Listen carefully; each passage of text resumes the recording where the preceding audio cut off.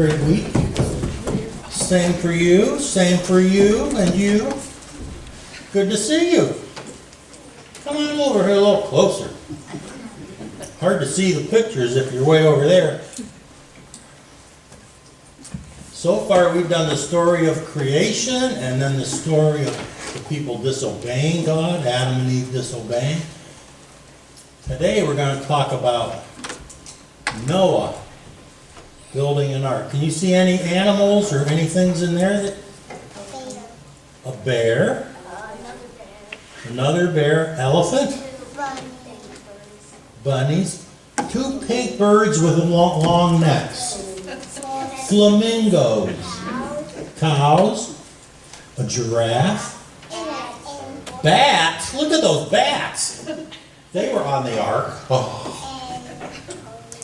And ponies, and kitty cat on top, and lions, and chickens, and some foxes.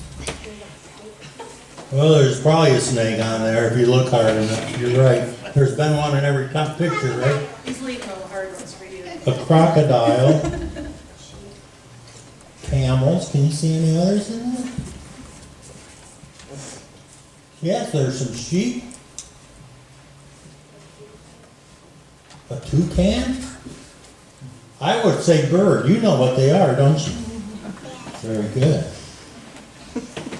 All right, here's the story about Noah builds an ark. Years passed, and soon there were lots of people in the world, but they were becoming more and more wicked, and this made God sad. He made up his mind to send a terrible flood to destroy everything. But there was one good man on earth who loved and obeyed God.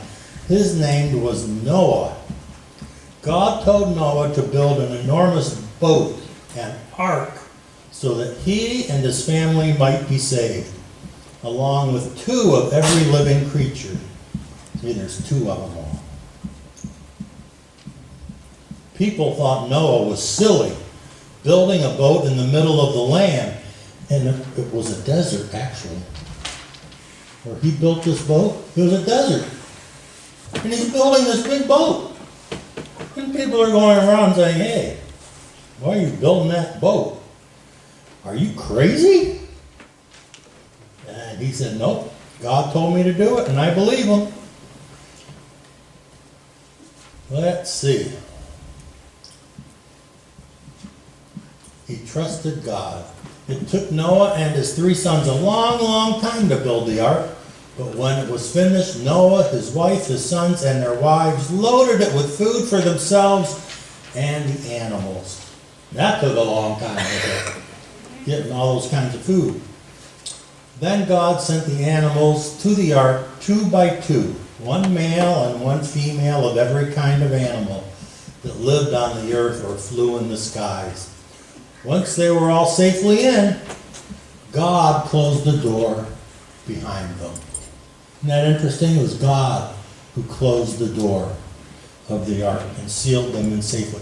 Look, what Noah's got a big list. What do you think he's looking at on his list? How many animals? If he's got them all, right? He's checking them off. He had to even look up in the sky and say, okay, there's the toucans. Got them. Everybody but the unicorns. Yeah.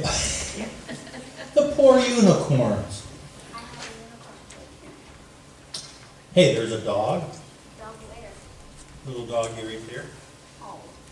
Hey, the more you look, the more you see. So, that's next week we'll read about the flood that came, the rains and everything. But I just think it's so interesting that he built it in the middle of a desert where there wasn't hardly any rain, ever. And yet he trusted God. So sometimes we have to step out in faith and trust God, even when it seems silly. We're like, why would we do that? But if we trust God, he'll show us the way. Okay? Let's have a prayer. Dear Lord, thanks so much for the story of Noah and of the ark and how they built it and how it saved them. And we just ask for your blessings on these children and that you would bless them and be with them all the days of their lives. Amen. Okay, thank you. You can go on downstairs if you'd like. Say that again? Oh, like the day that it flooded the fields? Yeah. Except it didn't stop. It kept going and going and going. Isn't that interesting that the boat they built was called the Ark? And it's what saved them? And what do we read about that God told Moses to make that would be so special to the people of Israel? The something of the covenant. The Ark. The saving place. Interesting.